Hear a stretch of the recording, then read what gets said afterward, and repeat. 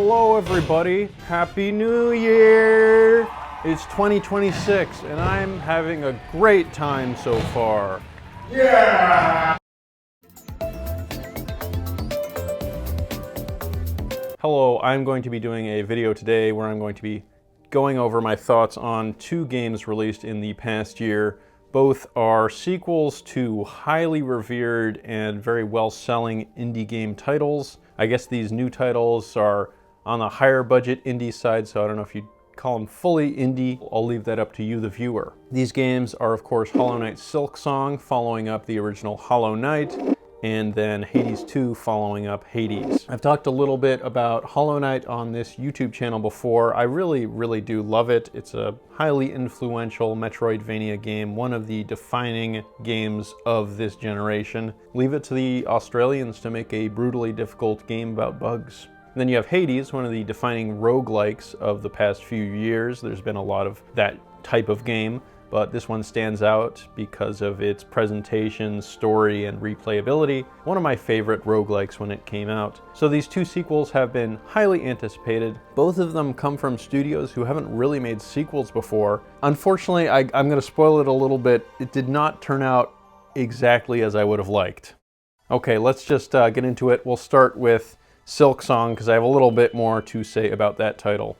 So these two games are pretty iterative, and Silksong kind of picks up where the original Hollow Knight left off. You play as the character Hornet in this game. She has a bit of a different moveset from the Knight in Hollow Knight. And I gotta be honest, for the first 10 hours, I was really loving this game. I was having a tremendous time. This consisted of Act 1 of the game, and then a fair bit into Act 2 was when I was really at my highest highs with this title. The pacing was quite good, probably even better than the original Hollow Knight. Combat encounters were difficult, but not unmanageable. Visuals were great. I was really enjoying the story. I think it's a little bit more clear what's going on than in Hollow Knight, and it's fun to try and piece together this forsaken world that you are exploring and making a pilgrimage up to this big tower. So it was really relatively smooth sailing up until the High Hall's Gauntlet. I was not prepared for this in any sense of the word. It's 10 different waves of enemies. They move in unpredictable ways. You fight a mid-boss halfway through, and then at the end you get two versions of that mid-boss. And so I spent several hours on this, and I did, in fact, I hate to say it, but I did rage quit. Not something I like to do, but I just needed to give the game a break. I talked about this a bit on my bonus whatever channel, Onion Creature Crate, that I was just not enjoying that portion of the game in any sense of the word. Yeah, no, I don't know what the hell they were thinking. This is some wacko shit right here. I was just not enjoying that portion of the game really whatsoever. Before I rage quit, I looked up what can I do here, because I feel like I was reasonably well prepared, but as it turns out I was not, and there's basically a whole laundry list of things you can do to make it more manageable. For me, that was kind of mandatory. Maybe I could have made it through just by bashing my head against the wall, but I had to try something else, honestly, at that point. So I looked it up,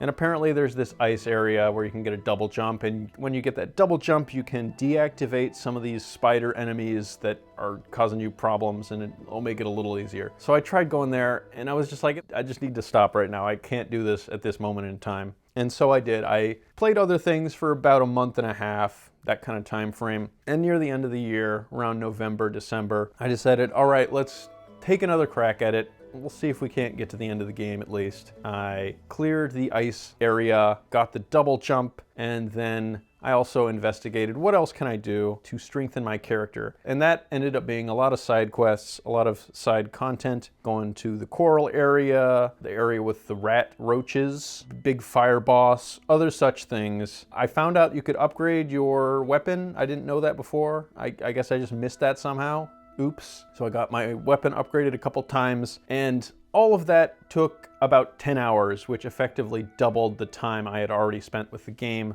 just to get through that one challenge, and that was kind of my issue. Because I did enjoy this side content I was doing, but being told that you have to do it if you want to progress the main story, that was kind of my issue. Technically, you don't have to do that if you really just want to power your way through. but man, it just felt unmanageable, as well as the fact that the game, like the original, is not totally clear on what you're supposed to do next, which is fine for some players, but at this point for me, that's not something I enjoy all that much. So I did use a guide. Maybe I could have just fuddled my way through without a guide. I just felt like I kind of needed it. So I went back eventually to the high halls after I'd done all that stuff, and I did finally beat it, which felt kind of good, but it's more of a relief than a feeling of great victory. It's like, well, I guess I did this thing.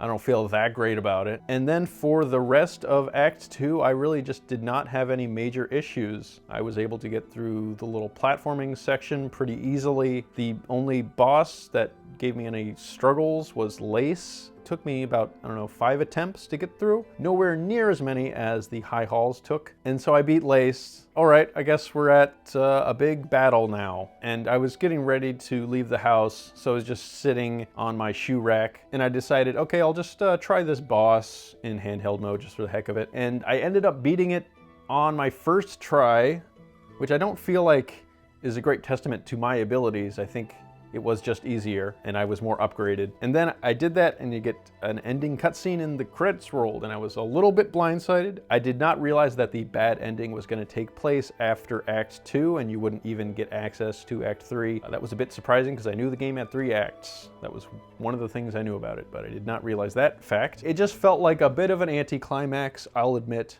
Which I think is probably the point. It is the bad ending after all. You do get a bit of closure, I guess, in that you can say you rolled credits on the game, but it's not super satisfying. That's a bit like how it is with the original Hollow Knight. So I did that and I was like, okay, I guess I can progress in this game if I try hard enough. That's kind of nice. The experience of doing that was a bit grating, but let's just see what it would take to get the true ending, because why not? Let's just look into that. And I looked it up, and apparently you have to do effectively all of these side quests in the game to unlock Act 3, and after completing all of Act 3, you, of course, get the true ending. And I just, at that point, had to throw in the towel, at least for now. I'm just gonna put my hands up and say, all right, I'm done with the game for the moment, and that's fine. Hollow Knight Silksong, I'm putting a bow on it for the moment. The bad ending will have to do. Hornet's gonna be locked in the tower or whatever happened. I don't know. She grew legs. At that point, after having done so much side content and there being quite a lot to go, I was just like kind of worn down by the game. I'm like, I could do that. It probably would be possible for me. I'm not ruling that out at some point in the future. I did, of course, stop midway through Act 2 and then come back, so it's possible I'll do that at some point. It just felt like the game was presenting me with a lot of busy work, and I did not feel like doing it at this point in time. That's kind of how Hollow Knight Silksong ended up being for me, which was kind of disappointing for me. I mean, it's likely that I myself am in a different place in my life in terms of how I play games, and if I were to go back and replay the original Hollow Knight, I might have some of these same complaints. I just don't remember it being quite this bad. I could be wrong, of course. Memory is fallible. Can't really engage with this art on its terms because it's just asking too much of me, the player. And I feel like some trust I had in Team Cherry has been broken by difficulty spikes and pacing issues. I don't feel like I can trust them to deliver a consistently enjoyable experience in the same way I could after beating Hollow Knight. Hollow Knight I did have plenty of issues with, but I feel like the overall experience overpowered that strongly here, maybe because it's their second go around or because of these issues. It just didn't hit the same. That's all there is to it, really. Just did not live up to the massive amounts of hype for me personally. I was never one of those people spamming Silksong in the chat. If you're one of those people, I think you're a little bit of an oddball, but that's fine. It's good to be excited about things. Many people were looking forward to it. It reviewed very well, both by fans and critics alike, so I'm probably in a minority in having my negative experiences outweigh my positive experiences in many ways. I'd still probably give the game a positive review score, maybe around the 7 out of 10 range, which is less than many other people have given it. And it's just because my experience of it was so fraught with stress, anxiety, self-doubt, irritation. Oh, I didn't even talk about the runbacks. We got a lot of runbacks in this game. They're not great. They're not the worst thing ever, but I didn't love them being there. For a 2025 game, I'll admit it felt a little bit excessive. Maybe we could cut back on that a little bit. So that brings us to our next video game for this video, that being Hades 2. Shockingly enough, it really is just more of Hades 1. And that's not necessarily a bad thing, but I do think I was expecting more. I'm not sure what that was, but fundamentally it just feels like a very similar experience. Superior in some ways, but perhaps lesser in others. And that surprised me quite a lot because I enjoyed that original Hades so much. It was one of the few roguelikes I could put up on a pedestal and say, yeah, this is a truly amazing 10 out of 10 game that accomplishes everything it sets out to do perfectly. Roguelikes, sometimes I'm in the mood for them, sometimes I'm not, but Hades integrated the story and character element super well into its gameplay, which helped a lot. And then the gameplay itself was super fun and replayable, which is of course important for this type of game. I don't know if it's correct or incorrect of me to feel this way about the game, but I guess I just do. Let's go through some positives. It looks really great. The artwork I think has improved quite a lot. It was already very good, but there's even more detail. The resolution's higher on Switch 2. You get 120 hertz in docked mode. Same as Hollow Knight Silksong, that gets 120 hertz for docked and portable mode, which is pretty damn sick. That's something I liked. I don't notice it a lot for those games, but it's a nice feature to have. You can't really complain about the sheer quantity of gameplay that's been added here. There's now 2 different runs you can take. There's more gods and options to take advantage of. So many collectibles. There's probably maybe too many collectibles. There's a lot of them, so you can feel like you're progressing constantly, which is a good thing. However, it does end up feeling like a bit more of a hollow experience to me. I think it's just because the story and characters are a bit of a step down. I think Zagreus's motivation in the first game is just fundamentally stronger than that of Millennium. He's just trying to get away from his dad, escape the underworld. He's got a bit of a rebellious teenager kind of feel to him. I found that very compelling and fun in this heightened Greek mythology setting. Thought it complemented that well to have such a relatable and grounded motivation for your main character that the player can relate to, because you're also with Zagreus. You're like, yeah, I want to get out of Hades. I want to beat that freaking boss, see what's up there. So I felt very in tune with that character. I also find the new character, Millennium, she's just a bit more stoic,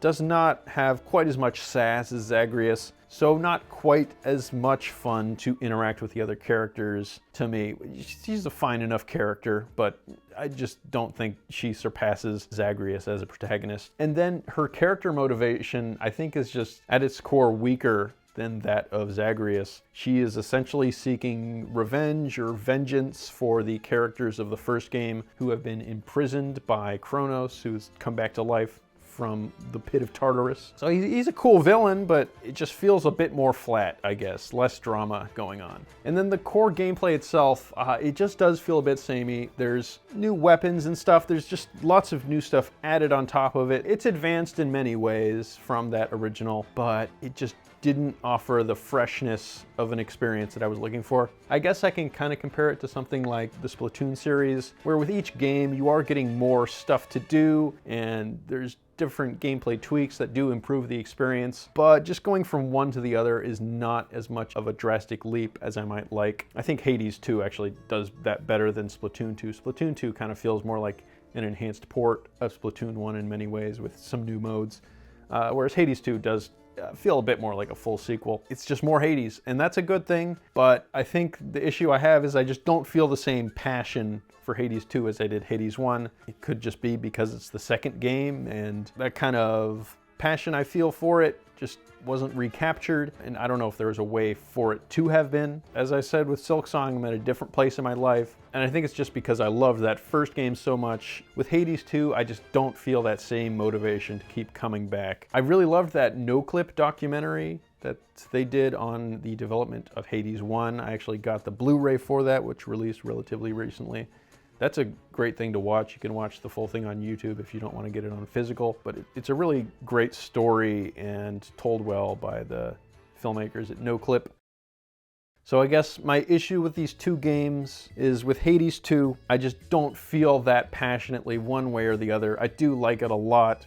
I've played quite a bit of it, enjoyed basically all of it, but it just does not fill me with drive to keep playing it. And with Silksong, I just feel like Team Cherry has reached a tipping point for me where I just cannot go to the lengths that they are asking the player to go to. At least for this point in time. Perhaps in a few months or years, I'll go back to Silksong and finish it up. And at that point, maybe I'll think it's a 10 out of 10 and the best game ever made. I don't know how likely that is for my opinion to change on it that much, but maybe it will. That would be pretty cool. Rather play more Kirby Air Riders, if I'm being truly honest. You see that event they did? They got a freaking New Year's event. That's kind of sick. Why'd they do that? What other Nintendo games has a New Year's event? What's going on there? Good things are happening at Kirby Air Riders, let me tell you. Oh shit. Thank you for joining me on my venture into these two video games. Hope I provided some degree of insight or entertainment to you, the viewer. And have a fantastic day. And maybe the rest of 2026 will not be as profoundly horrible as the start of it. That would be surprising and wonderful. Bye-bye.